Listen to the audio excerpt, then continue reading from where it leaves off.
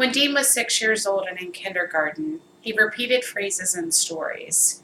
He preferred to play alone, and he would hyper-focus on topics such as anything military-related, weapons, and games that he would create. Both children and adults appeared frightened when they would hear the things that Dean would speak of. Later that year, Dean was diagnosed with Asperger's syndrome, which is now known as autism spectrum disorder. I am his teacher. I am his advocate. I am his voice. I am his mom. I'm going to educate you on what autism is, what common characteristics are, and what co-diagnoses are often associated with it. 1 in 59 children are currently diagnosed by being affected with autism. Think about the last time you were in a room with 58 other people. No two people have mirrored strengths or challenges. So the cliche that if you've met one, you've met them all doesn't apply for people with autism. If you've met one person with autism, then you've met one person with autism.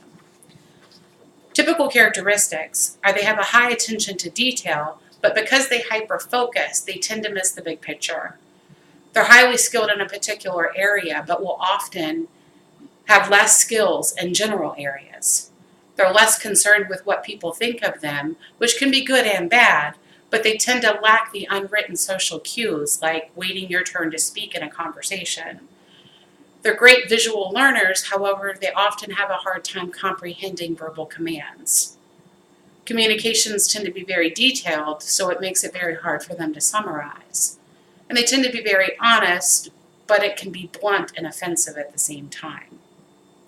Co-diagnoses are often associated with autism, and they typically will tend to be ADHD, bipolar, depression, anxiety, OCD, and even schizophrenia. I've explained to you what autism is. I've explained to you what characteristics are, and I've also explained what co-diagnoses are.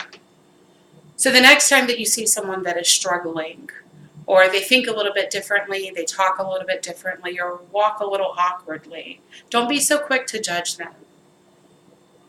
People with autism view the world very differently, and there's so much that we can learn from them if we take the time to get to know them.